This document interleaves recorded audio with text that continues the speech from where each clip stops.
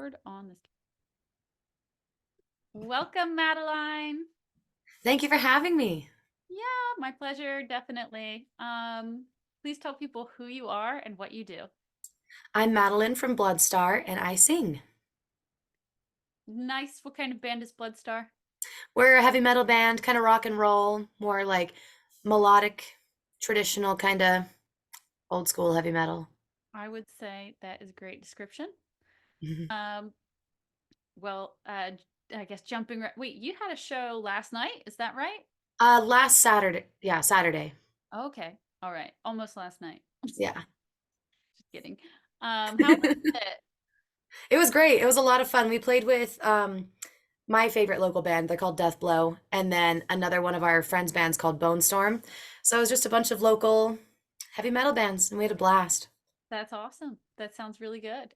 Um, well, jumping into your questions, when did you first realize that you loved metal music and you wanted to create more of it? It was probably around like 2013 or 2014. I kind of ventured off the more mainstream path and started finding metal on my own. And I started finding bands like Chastain and like Black Knight and stuff like that. And I was like, man, like women fucking rip in metal. So, I didn't really think I had the voice for metal though for a really long time. So I didn't really consider singing in metal till like, I think 2017 till I joined Bloodstar. Oh, wow. Yeah, Leather Leone is a total treasure in the annals of heavy metal singers for Mhm. sure. Really interesting alternations between her scratchiness and her vibrato. I always think she's like the answer to Sortilege is singer, Yeah, right? I could see Uh, that. That's awesome. what were you listening to before 2013? Um, I mean, I started listening to metal, probably in like 2009, 2010. But it was more like Metallica, Megadeth, a little bit more death metal. Like I was kind of into the tech death a little bit, Judas Priest, stuff like that. So just kind of going off on my own, finding more like Omen and like Phantom Blue and just kind of Oh, slightly more random Phantom Blue. shit. So how were you finding your bands that you were getting into? Around that time, I would just kind of dive deep into like YouTube. I'd look through like metal forums. Sometimes I'd go to there's a record shop here called Randy's Records, and they get a bunch of weird old stuff. So I'd find some stuff there and kind of like look them up on YouTube, see what was related and stuff. Looking through metal archives and seeing what's related, and just kind of perusing the internet for it. We all gotta love Metal Archives, just the unchanging standard, frozen in time, no updates on the system ever. Yeah. Like you always know how to use it, even if it's been like 2 years since you looked at it. And yeah, yeah, bless that website. Hopefully it will never ever change. I know, no updates ever. Don't do it. Yeah. So, yeah, and then what were your like favorite you said you were looking at some forums. Did you have any favorites for finding bands in forums? Not really. We just kind of like I would just kind of come across them as I was looking for stuff, like looking through Facebook. I was using Facebook a lot to kind of find bands, so random people that I'd find on the internet, seeing what they're posting and then, yeah, links through that. Okay. Cool. Um so if you could collect any three vinyl records in history from Randy's there, what would you like to have? I'd probably make a couple up actually. So I would love to, if I can't go to the show, I'd love to have some vinyl of it, of the Monsters of Rock in Castle Donington in 1980. It was Ooh. like Judas Priest, Scorpions, Riot, April Wine. Um, I'm forgetting a couple, but just like a bunch of big hitters. And I'd love to just hear that captured forever on vinyl. Another one's not a metal one. I would love to. Another one also that I'm making up that would be on vinyl is Donna Summer live in Japan, 1982. Wow. That that video is it's like 45 minutes of bliss. It's so good. It's so good. That's awesome. I have some Donna Summer on vinyl myself. I love Donna Summer, and her like live stuff. She hits way harder than her studio stuff. She's such a fantastic vocalist, or was. Oh, that's so cool. Oh, I if I had the time to reshuffle some vinyl for your game that I'm gonna make you play at the end, I would stick some Donna Summer in there. But you know what? Then That'd be awesome. it'll be too easy if I do that, so I'll stick with what there is. I think I Nice. um so okay, so that was two. What's the third? I think the last one would be an original pressing of Edge of the World by Wolf. Okay.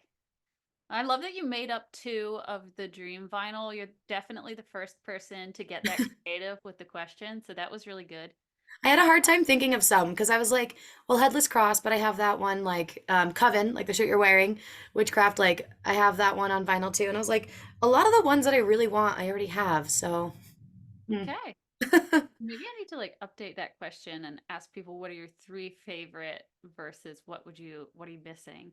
Yeah, so like fans of Madeline, please go hunt down these Fantasy Phantom albums, some of them, but the others, send her presents. Send tidings to the rock goddess. I love that. So, if your music were a movie soundtrack, what would the movie be about? It would be definitely the darker sides of humanity, I think, and like the struggles of humanity. Um, but kind of a more broad picture, it would be a rogue star traversing the universe, um, putting its sights on like one planet and driving all the people on that mad until they ultimately destroy themselves. All That's right. kind of like the story behind Bloodstar, and we have a song called Bloodstar that we're still working on fine tuning, so it'll probably be on the next album. But the lyrics definitely explore the origins of the Bloodstar and kind of tell more of that story. So maybe the script for the movie will be coming soon. Oh, that's very cool. Yeah, I've been telling people with the pace of AI, like maybe some of these answers to the movie question will be coming true sooner than we think. Yeah. Just type it in. You know what? You don't even have to type it in. You'll just send it a link to this interview and it'll do it all for you. Yeah. It'll even make the vinyl that you're dreaming of. That'd Um, be great. Honestly, it's gonna be like the new cell phone. Like we're not gonna know how to live without it once it's Yeah, deeply. that's gonna be weird. I don't know if I'm ready for that kind of change. Doesn't even matter. Doesn't Yeah. matter because it's happening anyway. Yeah. Don't change the metal archives. So As long as AI leaves that well enough alone, we'll be fine.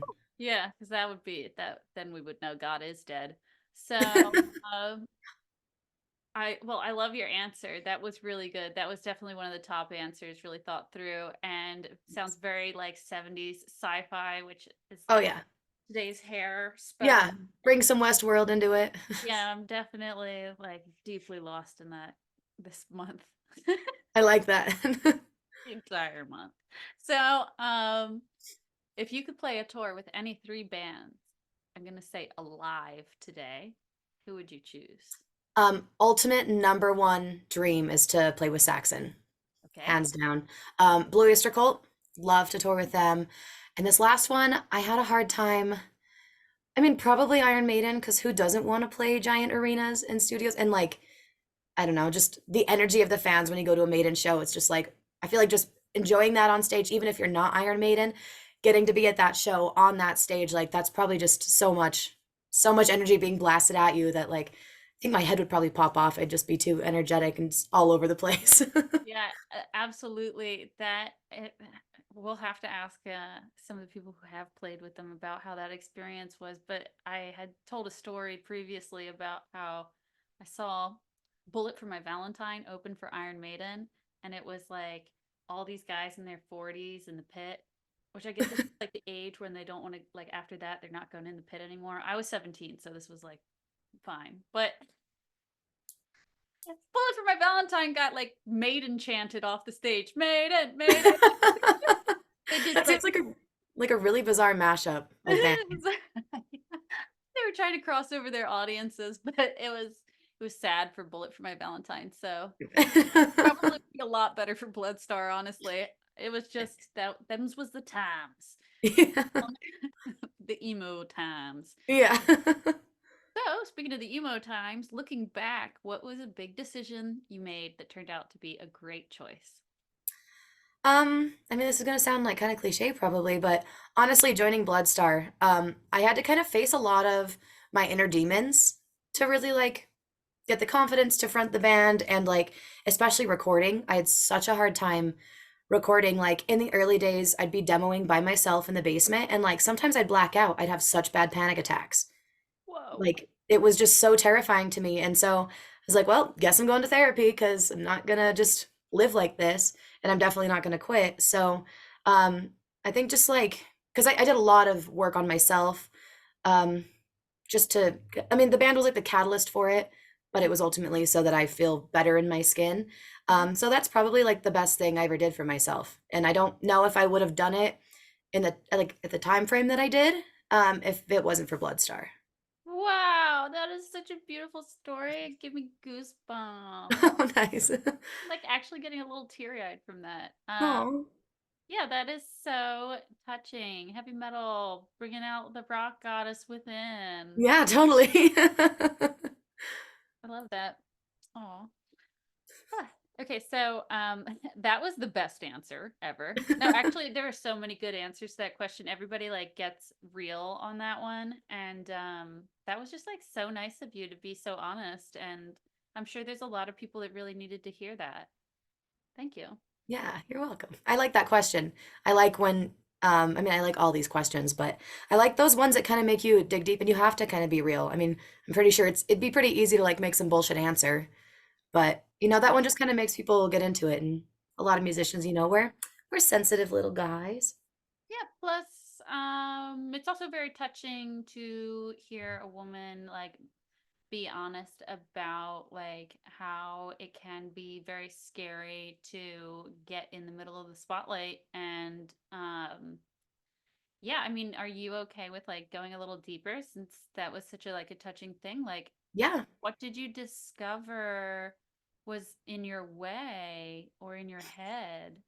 A lot of it, so I had like a lot of like repressed kind of like traumatic memories. So I explored some EMDR therapy. That's kind of like helps with like CPTSD and PTSD.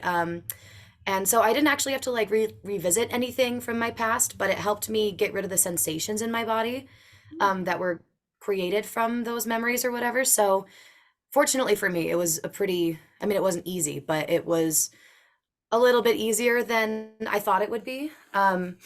So yeah, just kind of like getting rid of like I feel like this tightness in my throat and it would move where my voice box was.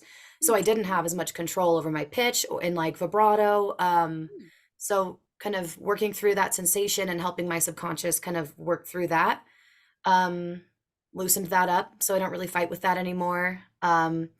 And just like I had a really big issue with feeling like I didn't deserve to be heard. So that kind Wow. of makes it hard when you're trying to sing and record and be on stage, you know, that's kind of like in the way. So and I still kind of struggle with that sometimes. So that's kind of an ongoing like work through that in therapy and on my own and just challenge that voice inside my head that's like, nope, shut up. They don't want to hear you. I'm like, well, they're gonna hear me anyway, so Oh whatever. there. I gotta put you in touch with Melly Wild. You guys are gonna have a lot to talk about. Cool. She's the singer of Star Force and Bloodstar, Star Force. There we go. And also people definitely want to hear you talk. That's why you're here today. So Yeah, and I appreciate that. This is helping. yeah, Growth good, all the time. good, good, good. Okay, so what is your favorite piece of gear or stage wear that you own?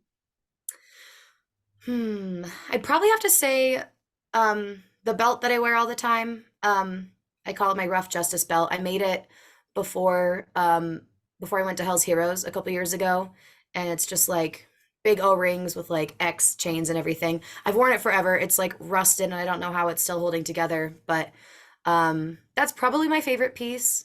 But I make all my like gauntlets, my necklaces. I make all that myself, and that's the one that's definitely stayed around. And I've had a hard time replacing that one. I've been trying to design some new stuff, and I'm like, it's just not as good as that belt. So yeah, That's so funny. I feel like when you get like the mannequin in the Hard Rock Cafe, like the belt will be on it. yeah, hopefully, It's like, well, yeah, I guess if like we all live in some sort of alternate reality that AI designs for us, like I will have a Hard Rock Cafe, the Rock Goddesses, right? there you go. All you guys will be virtual versions of your stuff in it. And then I don't That'd be know. sweet. It's like a chat room or something. Yeah. I don't know what Go this get coffee, sit down with the rock goddesses in like coffee. holographic form. Oh Yeah, yeah, yeah, definitely. that'd Like, be cool. and like AI will use your voice and answer the questions. Like, are you even really here? Yeah. It sounds creepy. I like it. Very sci-fi. So yeah, it's like a Matrix or something. hmm Um, oh yeah, is there any gear in particular?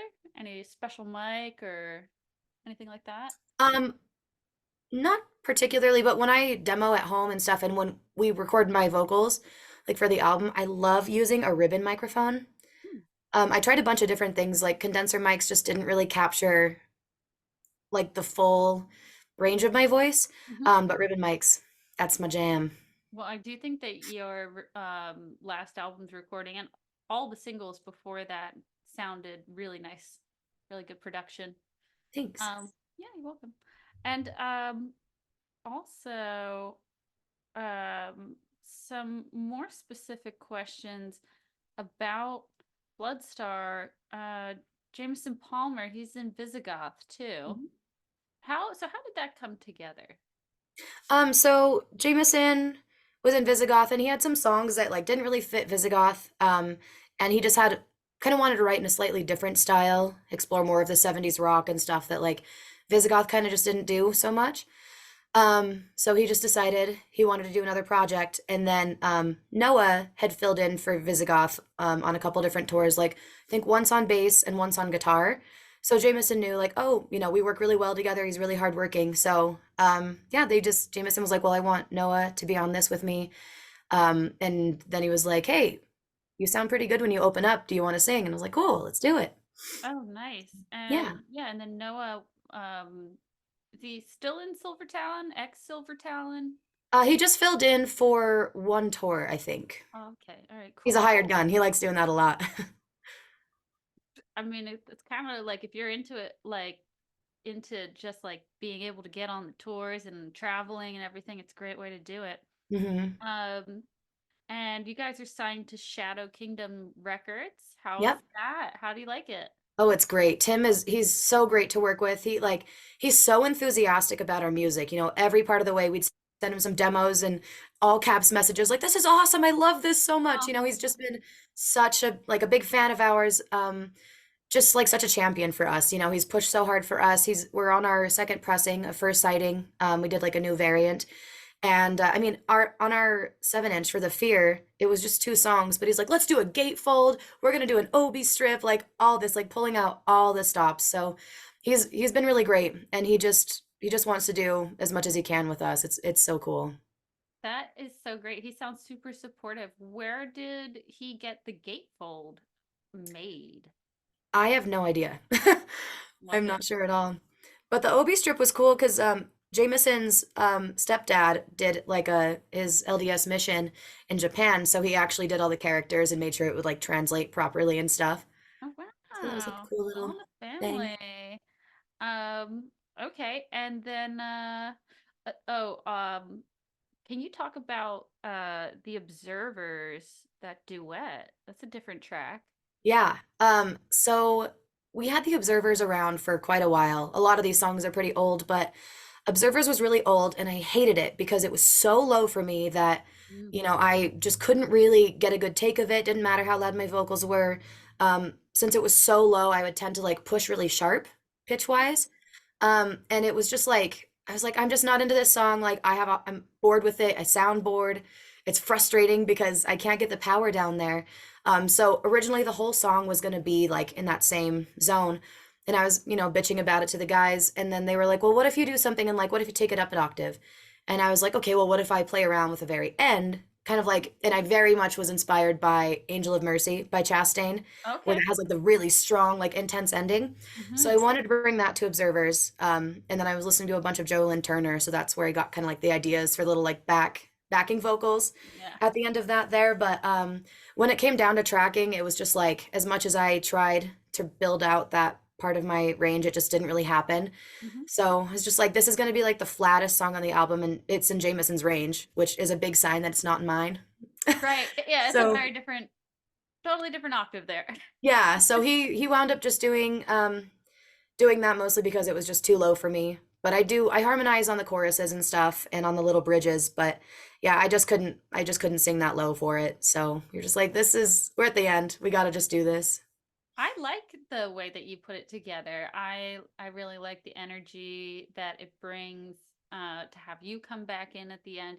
And I like the little change during the album. It helps break up the songs. The album isn't like it just has good variety because of that. So that's cool. And it was experimental and different. And I Mhm. always love to see that. Like can't can't get away from 70s prog rock without getting a little experimental. So Yeah. Yeah, and it's good to like challenge yourself, and I mean, Bloodstar's always done that for me, but it was great to like because Jameson hadn't done lead vocals before, on anything. So it was a challenge for him, it was a challenge for me, and then trying to kind of like blend that into the album, like it even experimenting down to where it goes in the track listing. mhm. That was very much intentional. I think it's the end of side A. Um, I don't have the it on vinyl. I only have listened on Spotify, so I can't help you on that. I have the record downstairs, but anyway, I should probably know where I think it's the end of side A, so it's kind of like a weird way to end it, and then we come back in with I think Cold Moon is the next part. So Which is I might be wrong on that actually. I'm not sure. Cold Moon. I think might be my favorite track on that album. Um, well, let's see. And so, do you have any new announcements for us? You're talking about the next album a little bit, so Yeah, we're slowly writing for it. We've had some stuff we've been kicking around, stuff that didn't work out for this first album. So um, we've been kind of trying to demo and write here and there. Um, our next tour outing, we're playing Hell's Heroes this Saturday at like 2:15, I think. And then playing a couple shows in Texas. And then we meet up with Savage Master and Screamer for like a 10-day tour. And then we'll do a couple more shows on our own, um, heading west. Um, and then I'm doing a fun thing. I did some guest vocals with Blind Oath on their song. It's called, I think, Witchfinder, Witch oh, Hunter, something like that. I just, yeah. So I did some guest vocals on that. I'm going to be joined by Amy from Solicitors, Stacy from Savage Master, Deb from Lady Beast. So it'll be the four of us doing some guest vocals on that. So I just finished up my part and sent it over to them earlier, I think over the weekend. this is like I a think so. very We Are Stars, but like not as many people, which Yeah. I promise that it's going to be more cohesive. Yeah. Which I love that We Are Stars. Love it. But it is absolute chaos Yeah. sometimes. I'm sure that recording process was tedious. Oh boy, the mixing must have been fun. Oh my Imagine God, all the no. feedback. Imagine being the person in charge of the mixing and getting the feedback like, I can't hear myself. Yeah. And having to do that all on like tape and shit. Like now, if you're doing that with digital Oh. recording, it might be easier to manage, but I can't even imagine how they would do that with like analog. Even Just the sounds crazy. even the photographs of all the people in the room together look like hell. Yeah. And miking up the huge audience of like all the guys there singing, like miking that up would, I don't know, that just sounds intense. Too many cooks in that kitchen. Uh, Too many mouths. so where can we listen to your music and how can we follow what you do? We're on Spotify, Apple Music, pretty much anywhere that you would stream music. Our Bandcamp is a great way to follow what we're doing and see the merchandise that we're selling, and all that money goes straight to us. Puts money in our gas tank and helps us on the road. Um, and then we're on Instagram and Facebook as well. Perfect. Okay, well, it's time to play a little game. I'm gonna Cool. hold up a pair of vinyl. I don't know if you've been watching the episodes, you probably already have this game figured out. I hold up a pair of vinyl. You pick one of the two and tell us why you chose it. Oh, let's go with Pat Benatar all day. Okay, and why Pat? I grew up listening to Pat Benatar. That was actually my dad was always a rock guy, but my mom was way into Pat Benatar. She'd put her stirrup pants on. We like dance around the house singing, and Pat Benatar's still like a really big influence for me. I love her. You know, I love her spunky story. She married her high school sweetheart. She got bored. She moved to New York and divorced him and decided to just become a rock star. She didn't have a band. She just went to labels and sang at them until she got signed. And she is not in the Rock and Roll Hall of Fame. Uh, Chaka Khan is, but the reason Pat Benatar is not is because her second husband, the one she has still, um, she said that she didn't want to go in the Rock and Roll Hall of Fame without him because she thought he deserved a lot more recognition than. Oh, that's so tender. And she's another New Jersey singer, just like Jolyn Turner. I mean, she grew up in Nice. Greenpoint, Brooklyn. She's half Irish, half Polish, like me. But Nice. she did live in New Jersey with her first husband. And I also gotta say, Jolyn Turner must be the easiest guy in the world to work with or something because he just sang in everybody's band. He was in everything and he worked with everything. Like so versatile, so fantastic. Oh, I love his voice. He's fabulous. Yeah, he must have just been like on time, got his work done, like working with people. Remembered the lyrics. Yeah, yeah, like practiced, warmed up, learned. Yeah. Oh, all right. So, Joan Jett or Susie Quattro? We'll go with Joan Jett because I'm a bit more familiar. All right. What is it? So a little more familiar. Got anything else to say about her? I saw her, let's see, I think it was a really sick show. I think it was Joan Jett, Cheap Trick, and Heart. Mm. And Cheap Trick was first, and then Joan Jett, and then Heart. And like, I love that like the ladies were stacked together, but she was flawless live. She was playing at this outdoor amphitheater. Fantastic. Just so tight. Vocals sounded great. She's still like playing and just like has so much attitude and just she's just in charge. Indeed, she is. Did you know that after the Runaways broke up, she got rejected from 23 labels? 23. I didn't know that. That's wild. Can you imagine to how much balls or ovaries, whatever it takes to like get to the like 22nd one? And to like, and what about, the 24th, like going out and being like, all right, well, I've been rejected this many times. This time it's got to work. Like, that's some perseverance for sure. Yeah. Oh my gosh. They were all like, "You're over. You're not in the Runaways. Nobody wants to listen to you." And then she's like so humongous that you always learn, or I don't know if this is true for everyone, but for me, I learned that the Runaways existed long after I knew Mhm. about the existence of Joan Jett. Yeah, same. So, Tina Turner or Grace Slick? Tina Turner, again, more familiarity. Um, she's a spicy one too, Like, I've got a couple of my playlists, like the ones that, I'll just turn on when I'm in the bubble bath. I got some Tina Turner on there. I don't remember which songs actually, but she Is there pops up here and there and she's just like a powerhouse. Do you have any particular top Tina track? Not off the top of my head. No top of the head top Tina track, but I couldn't help it. I had No, I love alliteration. yeah, Grace Slick. She was singing for Jefferson Airplane, and then she was like, "I'm the star," and left, and then they were Starship, and then they went back and forth. I've got some Starship on that playlist I mentioned earlier as well. Ah, Some fun stuff. I saw Starship when I was like 12, and my older sister had a really large pimple that day. Totally preoccupied with making fun of the pimple. Oh, that's good. That's funny. So, Bonnie Tyler or Janis Joplin? Bonnie Tyler. I Okay. love the grittiness. I love like, I mean, I Need a Hero. That's like one of my karaoke songs.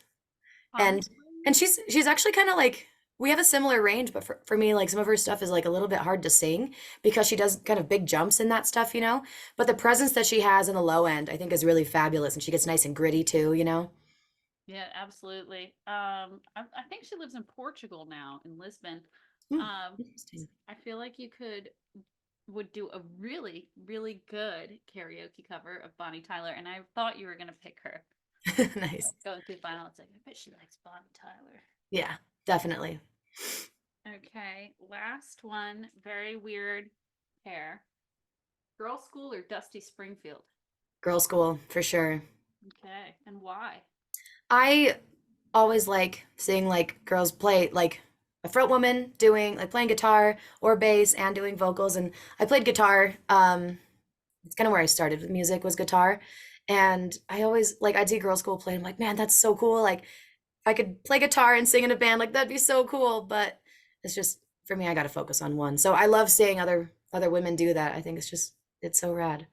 It is, oh, it's a lot of practice. I see Yeah, that. Um, yeah. All right. Well, that's it. Short and sweet. So like thank it's you. fun. Thanks for having me. My pleasure. And if you have anything that you want to announce coming up, just let me know and I'll be happy to have you back for another episode. Awesome. Thank you so much. You're welcome. Bye. See ya.